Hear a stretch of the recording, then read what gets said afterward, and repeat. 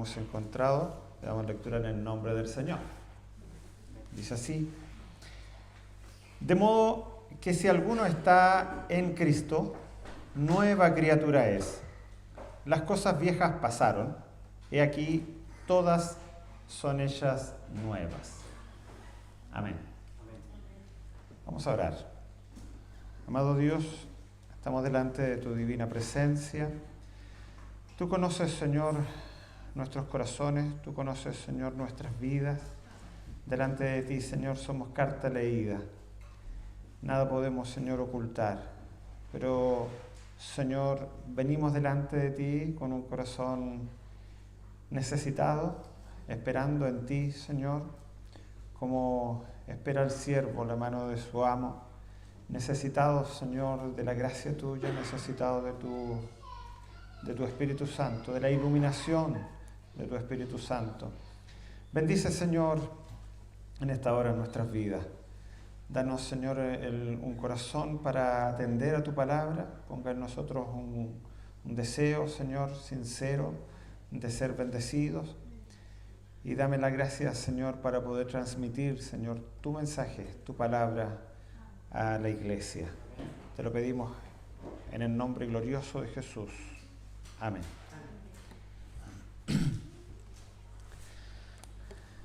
Recordaba estos días atrás, tuvimos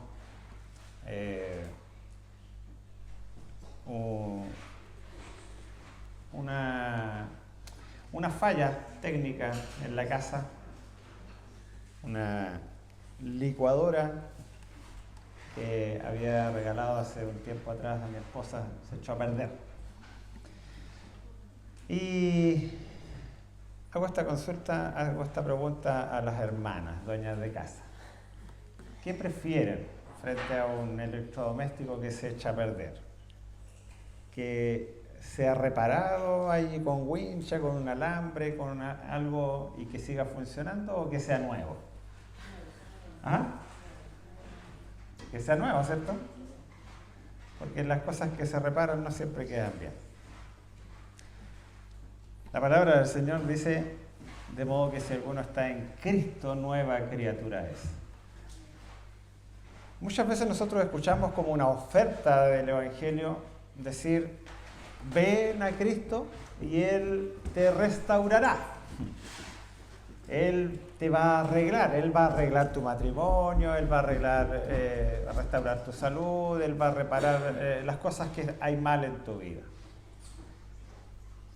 Pero la palabra del Señor nos habla de una nueva creación. Y eso hace la gran diferencia. De hecho, a Jesús, hablando con Nicodemo, que era un principal entre los judíos, le dice: te es necesario nacer de nuevo. Él se imaginaba en la edad que tenía, decía: es imposible volver al vientre de mi madre y nacer. Sin embargo, Jesús le da a entender de que tiene que ser nueva criatura. Y al considerar esta doctrina maravillosa de lo que es nuestra unión con Cristo, que en eso se va a centrar este sermón, nuestra unión con Cristo, de hecho ese es el título de este sermón, nos damos cuenta de que es una de las doctrinas más fascinantes que hay en la Escritura y que muchas veces nosotros pasamos por alto. Vamos a dividir este sermón en tres partes, considerando este tema central. Primero, nuestra vida sin Cristo. En segundo lugar, nuestra vida en Cristo. Y en tercer lugar, evidencias de nuestra vida en Cristo. Entonces, para comenzar,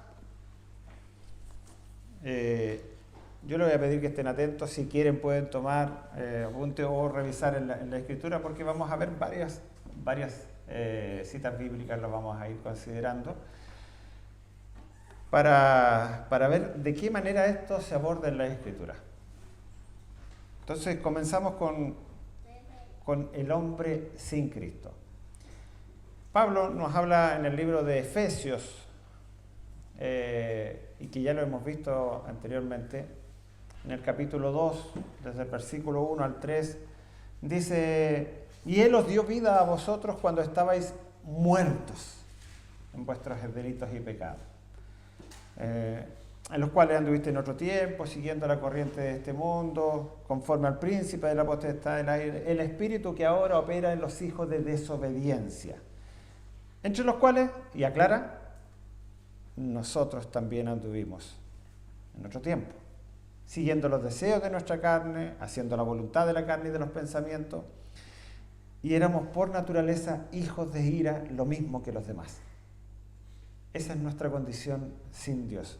El versículo 13 del mismo capítulo 2, el versículo 12 dice: en aquel tiempo estabais sin Cristo, alejados de la ciudadanía de Israel, ajenos a los pactos de la promesa, sin esperanza y sin Dios en el mundo.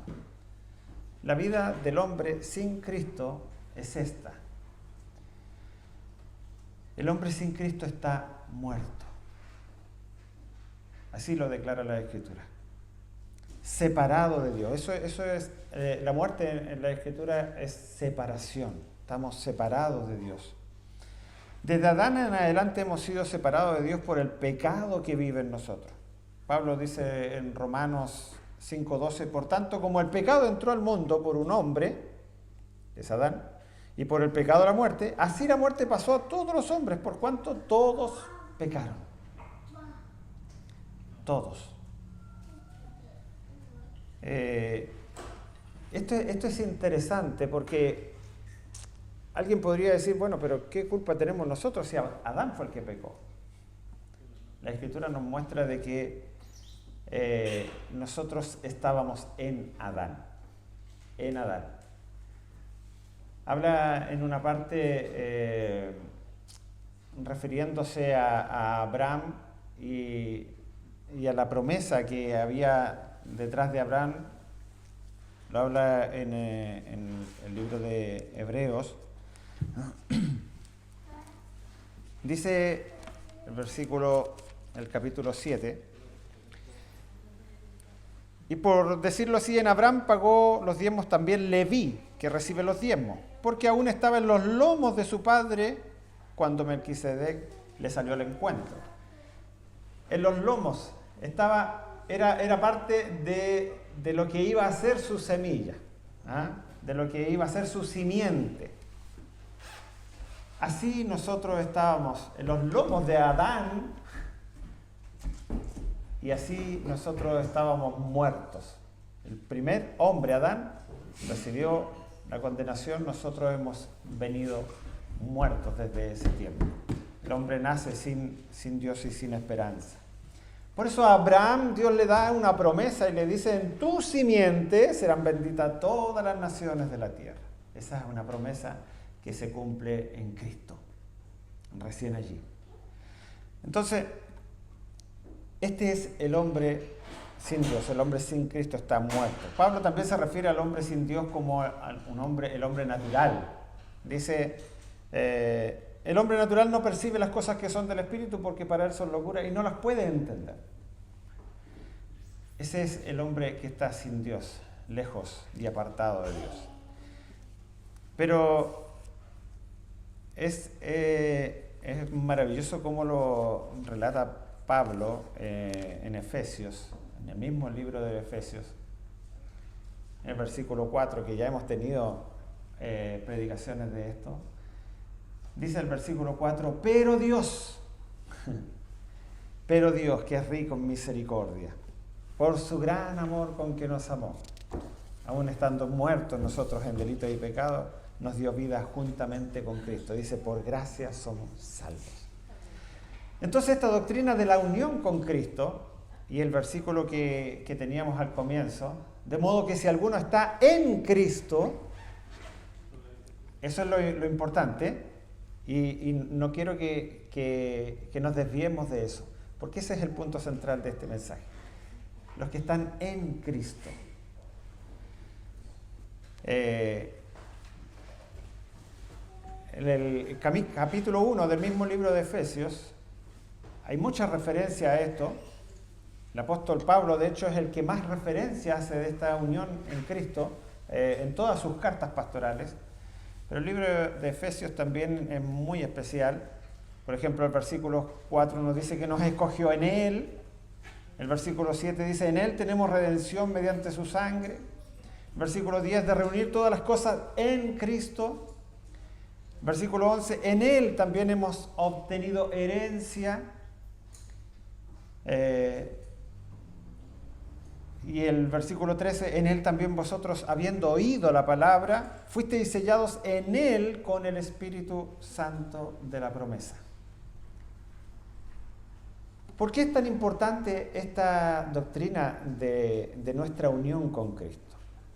Porque nosotros no vivimos una vida separada de Dios. No vivimos ahora que le conocemos, ahora el que está en Cristo, significa que ahora hemos sido unidos allí a Él como uno solo.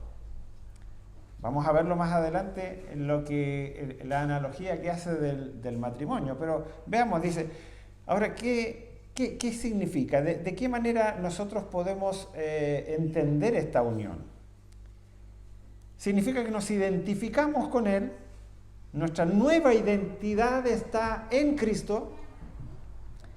Las cosas viejas pasaron, como dice el versículo 17 de Corintios que dábamos lectura al comienzo. El antiguo hombre muere para el mundo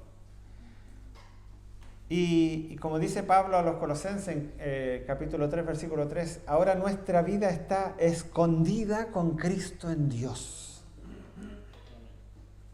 Esta es nuestra unión con Cristo.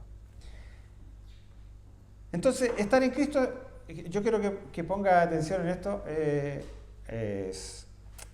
me gusta mucho cómo se plantea, significa que hemos aceptado su sacrificio como pago por nuestro propio pecado, nuestros antecedentes penales, que contienen cada pensamiento pecaminoso, actitud o acción que alguna vez hayamos cometido, ninguna cantidad de autolimpieza puede hacernos lo suficientemente puros como para merecer el perdón y una relación con un Dios que es santo. De hecho, el libro de Romanos 3, versículo 10 dice que no hay justo ni aun uno. No hay quien busque a Dios. No hay nadie. Estamos perdidos. Y nuestra naturaleza pecaminosa somos enemigos de Dios. Cuando aceptamos entonces su sacrificio a favor nuestro, Él cambia esas cuentas con nosotros. Él intercambia nuestra lista de pecado por su perfecto estado de cuenta que es totalmente agradable a Dios. Un intercambio divino. Hay una hermosa alabanza que me encanta y dice, glorioso intercambio. Su justicia por nuestros pecados. Esto es maravilloso. Y esto se logra en Cristo. ¿Ah? Solamente en Él. Para entrar en la presencia de un Dios santo debemos estar escondidos en la justicia de Cristo. Estar en Cristo significa que Dios ya no ve nuestras imperfecciones. Él ve la justicia de su propio Hijo. Porque por nuestras justicias estaríamos perdidos. Estaríamos completamente perdidos. Pero como dice el versículo 13 de Efesios, pero ahora en Cristo Jesús, vosotros que en otro tiempo estabais lejos, habéis sido hechos cercanos por la sangre de Cristo. Únicamente en Cristo la deuda de nuestro pecado es cancelada. Únicamente allí. Nuestra relación con Dios es restaurada y garantizada nuestra eternidad. Estas son las bendiciones. Esto es lo que Dios nos da a nosotros cuando estamos en Cristo. Muchas veces nosotros pensamos que podemos hacer las cosas bien y que nuestra vida en realidad no lo hemos hecho tan mal como para que Dios nos juzgue, como para que Dios nos castigue, como para que seamos apartados de Dios. y creemos que por nuestra propia justicia lo podemos lograr. La Escritura niega rotundamente esto. Y esto es algo que se ha ido acrecentando incluso en los medios cristianos, y es conocido como el humanismo, donde pone al hombre en el centro como una persona que realmente no es tan mala y es una persona que solo puede resolver sus problemas y acercarse a Dios. Bueno, esto es falso, y Pablo lo dice también en la carta a los Colosenses, en el capítulo 2, versículo 10, dice que en Cristo ustedes están completos, ¿escucha bien? Están completos y no necesitan nada más. En Cristo, nosotros en Cristo estamos completos. No necesito agregarle nada más. Ahora, cuando Dios mira desde los cielos, Él puede decir, este es mi Hijo amado en quien tengo complacencia. Y esto de repente nos resulta difícil de comprender. Porque ¿de qué manera Dios se podría complacer en mí? Y es cierto, nuestra vida está llena de debilidades, de pecado. Pero esta unión en Cristo, estar unidos a Cristo, es lo que hace que nuestra vida cambie, nuestro estatus delante de Dios cambie. Pero debemos creerlo, debemos aceptarlo, debemos entender de que ahora al estar en Cristo, nuestra naturaleza pecaminosa no es que desapareció. Y esto es importante también que nosotros lo consideremos. Pero, ¿qué implicancia tiene esto en mí? En Gálatas 2:20 dice, con Cristo estoy juntamente crucificado, y ya no vivo yo, mas vive Cristo en mí. Crucificado. Ese hombre muerto, ese hombre que fue formado en pecado, como lo dice David, ese hombre ha sido crucificado con Cristo. Y ya no vivo yo, ya no vive el yo, ya no vive ese que se cree autosuficiente, más vive Cristo en mí. ¿Ah? Y añade, y lo que ahora vivo en la carne, lo vivo en la fe del Hijo de Dios, el cual me amó y se entregó a sí mismo por mí. La nueva vida en Cristo es totalmente diferente. Ahora, ¿significa esto que ya no pecamos? No, de ninguna manera. Pablo dice que no, que seguimos. De hecho, y esto es interesante que nosotros podamos considerarlo, porque nos dice de que en nosotros hay dos naturalezas. En nosotros está nuestra nueva naturaleza, que es en Cristo, pero Pablo en Romanos 6 dice que el pecado que mora en mí, ese que está todavía allí, que de alguna manera nos hace esa lucha diaria. Es interesante también cómo el apóstol Juan, en el Evangelio de Juan, en el capítulo 15, relata las palabras de Jesús, cuando Jesús dice, yo soy la vid y vosotros los pámpanos. Él dice, Jesús, permaneced en mí y yo en vosotros, como el pámpano no puede dar fruto por sí mismo si no permanece en la vid, así tampoco vosotros si no permanecéis en mí. Y añade al final, porque separados de mí, nada podéis hacer. Debemos estar unidos a la vida, debemos estar unidos a Cristo, debemos estar, porque esa es la fuente de vida. No tenemos vida si no es en Cristo. Y esto es lo que nosotros debemos hablarnos a nuestro corazón, porque en el momento de la prueba, en el momento de la debilidad, en el momento que hemos caído, que hemos pecado, tal vez pensamos, ya no hay nada más, ya Dios se apartó de mí, Dios me dejó, se olvidó de mí. El pecado nos ensucia, y eso es una tremenda realidad. y lo que hacemos nosotros es contristar al Espíritu con nuestros pecados, pero Él no nos abandona. Estar en Cristo significa que Él mantiene su palabra, mantiene su promesa en nuestras vidas. Ahora, ¿qué otra implicancia tiene esto de estar en Cristo? En el Antiguo Testamento los hombres de Dios siempre buscaron construir un lugar donde Dios habitara.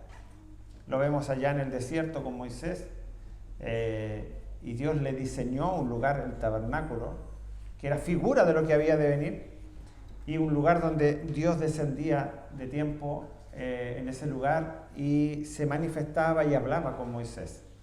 Más tarde, dice la Escritura que David quiso construir un lugar, un templo para Dios. Dios no se lo permitió, pero sí le permitió en Salomón construir un templo. Y fue un templo precioso, maravilloso. Allí dice que descendió en algún momento, cuando fue inaugurado, cuando la dedicación, la gloria de Dios descendió en ese lugar, tanto así que tuvieron que salir todos los sacerdotes del lugar, porque dice que la casa se llenó de humo y de la gloria de Dios. Pero también dice el profeta Isaías, capítulo 66, Dios hablándole a Isaías: el cielo es mi trono, la tierra estrado de mis pies. ¿En dónde está pues la casa que ustedes me van a edificar? No existe, no está. Dios no habita en templos hechos por mano de hombres. Eso es lo que le aclara también el apóstol Pablo cuando está frente a los griegos allí en Atenas. Dios no habita en templo hecho por manos de hombres. Pero hay una promesa, y la escuchamos en la lectura antifonal de nuestro hermano: os daré un corazón nuevo y pondré mi espíritu dentro de vosotros. El libro de Ezequiel también nos habla y dice: os daré corazón nuevo y quitaré de vosotros el corazón de piedra y pondré en vosotros un corazón de carne y pondré mi espíritu dentro de vosotros y haré que andéis en mis estatutos y guardéis mis preceptos y los pongáis por obra. Ese es el nuevo pacto. Es decir, nosotros pasamos a ser templos de Dios, donde Dios habita, donde Dios está. Y decía anteriormente, Pablo se refiere a esta unión y hace la analogía del matrimonio. En el mismo libro de Efesios, el capítulo 5 del 25 en adelante, dice: maridos, amad a vuestras mujeres así como Cristo amó a la iglesia y se entregó a sí mismo por ella, para santificarla, habiéndola purificado por el lavamiento del agua por la palabra, a fin de presentársela a sí mismo, una iglesia gloriosa. Y dice el versículo 31, por esto dejará el hombre, y esto de pronto uno no lo entiende, porque él comienza hablando del matrimonio y luego se acerca a la iglesia. Dice: porque somos miembros de su cuerpo, de su carne y de su hueso. Por esto dejará el hombre a su padre y a su madre y se unirá a su mujer y los dos serán una sola carne. Y el versículo 32 dice: grande es este misterio. ¿Cuál misterio? Mas yo digo esto respecto de Cristo y de la iglesia. Nuestra unión con Cristo es la unión del matrimonio. Cuando el hombre, dice, dejará a su padre y a su madre, se unirá a su mujer, los dos serán una sola carne, ya no son dos, serán una sola carne. Esto es lo mismo que pasa en la iglesia, eso es lo mismo que pasa en el nuevo creyente. Ya no son dos, ya no es Dios y yo, sino nosotros somos uno en Cristo. En Cristo tenemos esa unión, en Cristo tenemos esa unidad. Esa es la obra que el Señor hace en nuestras vidas cuando nos une a Cristo. Y decíamos que somos templos. El mismo Pablo lo dice en el capítulo 6 de Corintios: ¿o ignoráis que vuestro cuerpo es templo del Espíritu Santo, el cual está en vosotros, el cual tenéis de Dios y que no sois vuestros? Cristo en nosotros. Eso es maravilloso, que Él habita en nosotros. Ahora, cuando nosotros logramos tener conciencia de esto, de esta verdad gloriosa, de que Cristo en nosotros, no los días domingos desde las 10 de la mañana a las 2 de la tarde, no, Cristo en nosotros 24/7, todos los días, a cada momento, a cada instante, Cristo en nosotros. ¿Cómo afecta eso nuestra vida práctica en el día a día? Cuando lo que miramos, lo que decimos, cómo tratamos a las personas, cómo nos conducimos frente al mundo. Cuando nosotros sabemos que es Cristo en nosotros, ¿hay algún cambio? ¿Hay algo que a nosotros nos haga pensar ¿qué estoy haciendo yo? Porque esto tiene mucha implicancia. El considerar de que es Cristo en nosotros, de que es Cristo en nuestras vidas. Pablo le dice a los colosenses, Cristo en nosotros, la esperanza de gloria. Cuando Cristo está en nosotros, cuando se forma en nosotros, nosotros lo reflejamos. Lo reflejamos. No es que nosotros simplemente tengamos que parecernos a Él. No, tiene que ser Cristo en nosotros. Había un ejemplo que me pareció muy interesante. Y dice de una madre que pierde a su hijo. Se extravía el hijo y comienzan a buscarlos por todas partes y en esta angustia, en esta desesperación de que el hijo no aparece, comienza a escalar y todos comienzan a hacerse parte, ya las autoridades también comienzan a buscar a este hijo perdido, de esta madre desesperada, y pasan los días y no lo encuentran, así que en un momento dado la policía decide, ya con las características que tenía del hijo, mira, tiene tal edad, ese es su color de ojos, su color de pelo, su estatura. Encontramos a uno que se parece y se lo llevan a la madre. A ver las madres que están. ¿Prefieren ustedes tener a alguien parecido al hijo? ¿Ah? ¿Que se le parezca? ¿O quieren tener a su propio hijo? Bueno, Dios no quiere que nosotros simplemente nos parezcamos a su hijo. Dios cuando nos mira a su hijo en nosotros. Nosotros tenemos que reflejar a su hijo. Y esta es la obra de Cristo en nosotros. Dios no nos quiere a nosotros simplemente con algunas características, algunas facciones parecidas. Dios quiere a su hijo en nuestras vidas. Ese es su hijo el que tiene que ser reflejado en nosotros. Y la Escritura nos muestra de muchas maneras cómo Cristo se va revelando en nosotros, cómo Cristo se va mostrando en nuestras vidas. Y esto tenemos que nosotros cada día meditarlo. El apóstol Pablo le dice a la iglesia de los Gálatas, oh Gálatas, hemos venido viendo esto hace algún tiempo, y tiene muchas críticas hacia los Gálatas, pero dice en el capítulo 5, oh Gálatas, por quienes vuelvo a tener dolores de parto hasta que Cristo sea formado en vosotros. Porque tiene que ser formado en nuestras vidas. Tenemos que ser conformados a su imagen. porque es Cristo en nosotros. Dios no va a aceptar una imitación de su Hijo.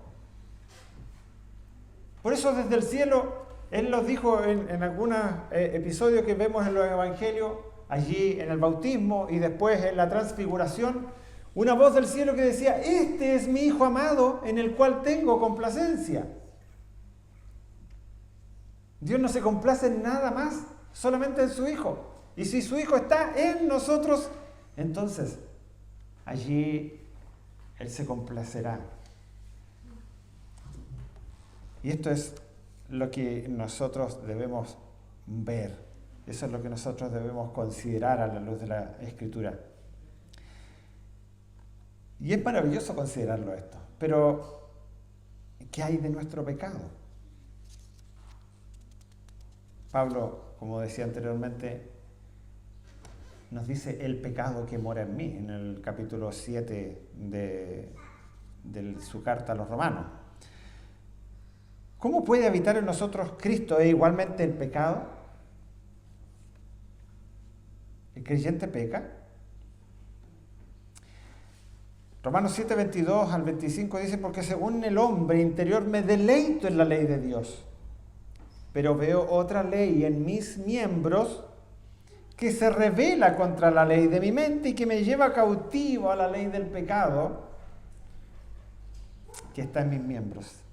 Y él dice: miserable de mí, ¿quién me librará de este cuerpo de muerte? Porque estamos en un cuerpo de pecado, pero Cristo vive en nosotros. Él le dice a los filipenses: ya quisiera ser desvestido de este cuerpo. Quisiera estar en la presencia del Señor. Ya, para mí es mejor la muerte que la vida. Él lo declara así. Es el daño que produce el pecado en el creyente. ¿Nos duele el pecado? Bueno, la evidencia de un verdadero creyente es que el pecado duele. De que el pecado nos lleva a las rodillas. De que el pecado nos lleva a llorar. El verdadero creyente así lo siente. Pero hay algo aún más glorioso y está en el siguiente versículo. Dice, porque Pablo dice: miserable de mí, ¿quién me librará de este cuerpo de muerte? Y dice: más gracias sean dadas a Dios por Jesucristo. Él es la razón por la que nosotros no estamos eliminados, no hemos sido eliminados, no hemos sido muertos. Y mire, el estar en Cristo, Romanos 8:1 dice: de modo que si alguno está en Cristo, ahora pues ninguna condenación, dice en Romanos 8:1. Ahora pues ninguna condenación hay para los que están en Cristo Jesús, los que no andan conforme a la carne, sino conforme al Espíritu. Decía que teníamos estas dos naturalezas, la carne y el Espíritu, y se oponen entre sí, y normalmente es así. Lo vemos en el día a día, cuando queremos acercarnos a Dios, cuando queremos orar, cuando queremos leer la Escritura, siempre va a haber algo que se va a interponer, porque preferimos el descanso, porque preferimos el celular, porque preferimos alguna otra cosa. Pero está Cristo en nosotros. Y cada vez que nosotros somos conscientes de esta vida, de este Cristo que vive en nosotros, nos hace acudir a Él, nos hace acercarnos a Él, nos hace venir a Él en arrepentimiento y fe. ¿Vemos ahora esta importancia de nuestra vida en Cristo? ¿Vemos ahora de qué manera estar en Cristo hace un cambio en nuestra percepción de lo que es el Evangelio? Y es más, en el mismo capítulo 8 de Romanos, Pablo al final nos da algo glorioso. Desde el versículo 35 dice: ¿y quién nos separará del amor de Dios que es en Cristo Jesús? ¿Acaso lo hará tribulación, angustia, persecución, espada, hambre? Él dice: por lo cual estoy seguro de que ni la muerte, ni la vida, ni ángeles, ni principados, ni potestades, ni lo presente, ni lo porvenir, ni lo alto, ni lo profundo, ni ninguna otra cosa creada nos podrá separar del amor de Dios que es en Cristo Jesús. Cuando hemos sido unidos a Cristo, Cristo en nosotros, eso hace que no haya nada que nos separe de Él.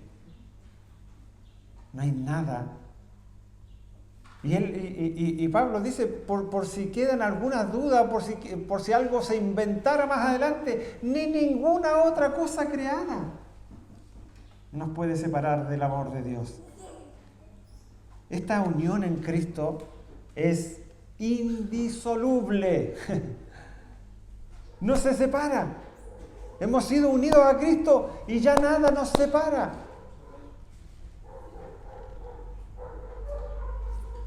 Bendito es el amor del Señor. Esto es para alabar el nombre del Señor. Yo le decía a mi esposa a comienzo de semana, cuando estaba considerando esto, yo ya he sido bendecido con este mensaje. Porque me gustaba y estaba meditando, y durante la semana venía meditando en esta unión con Cristo, en la implicancia que tiene y en lo profundo que es, a su vez, estar en Cristo. Nos libera, incluso a nosotros nos da seguridad de salvación, de saber de que Él es quien opera en nosotros, Él es quien nos guía a toda verdad y a toda buena obra, que es la obra del Espíritu Santo en nosotros, que es lo mismo que Cristo en nosotros. Y es más, tiene mucha profundidad. Sin duda muchas cosas se me van a quedar, pero yo quisiera que nosotros pusiéramos todo nuestro entendimiento en estas cosas. Hebreos 13, versículos 20-21, que me encanta ese versículo. Dice que el Dios de paz, que resucitó de los muertos a nuestro Señor Jesucristo, el gran pastor de las ovejas, os haga aptos en toda obra buena para que hagáis su voluntad. Y escucha bien, haciendo Él en vosotros lo que es agradable delante de Él por Jesucristo. Toda la honra y toda la gloria es para el Señor. Solo Él.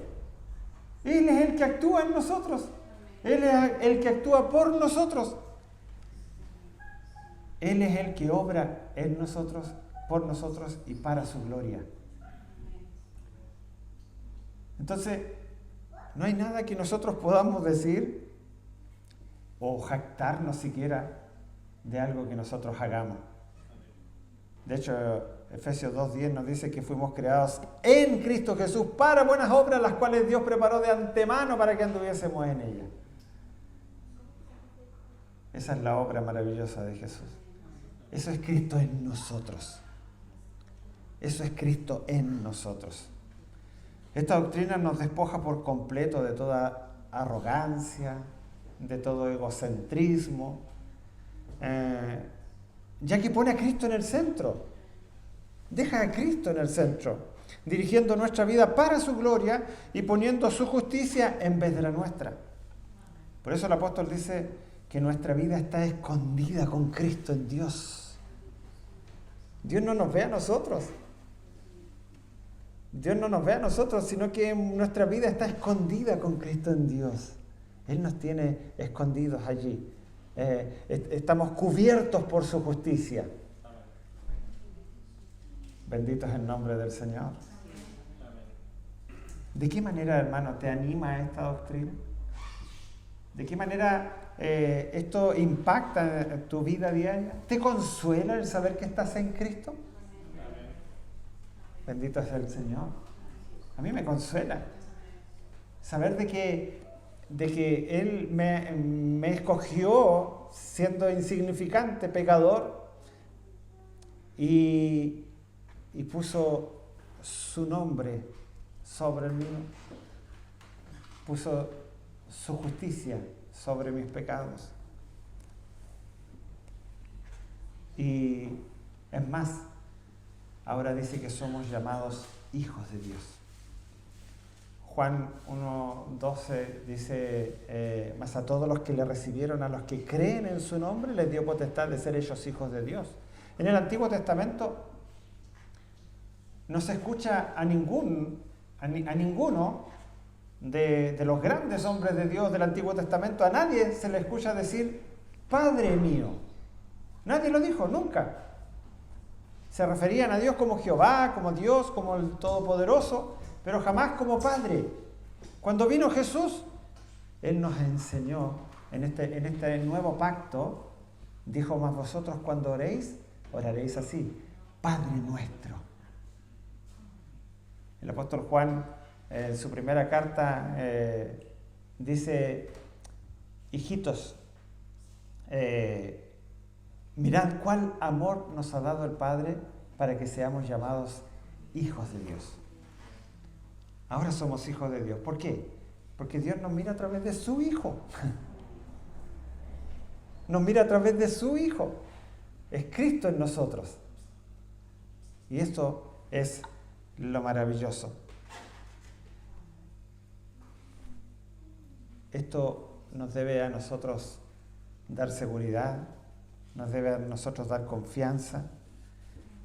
Si alguien a lo mejor tiene dudas respecto a esta obra, Cristo es en nosotros la esperanza de gloria. Y en el día, en la semana, en los momentos en que flaqueemos, porque vamos a flaquear, acuérdese, es Cristo en nosotros. Es la obra de Él en nuestras vidas.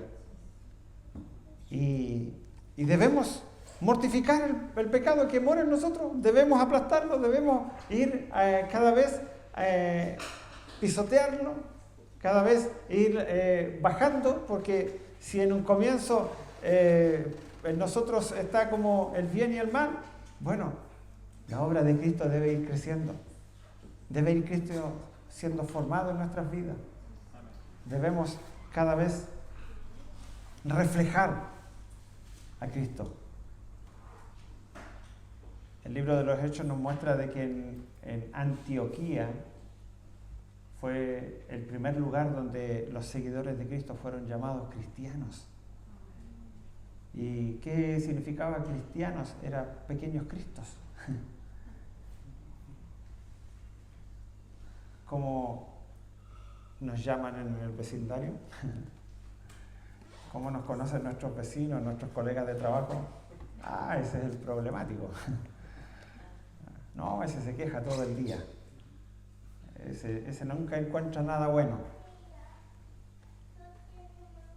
Señor nos ayude para que el carácter de Cristo sea formado en nosotros. Y eso sea lo que damos a conocer, y así estamos predicando al Cristo que vive en nosotros. Dios nos bendiga. Vamos a orar delante del Señor.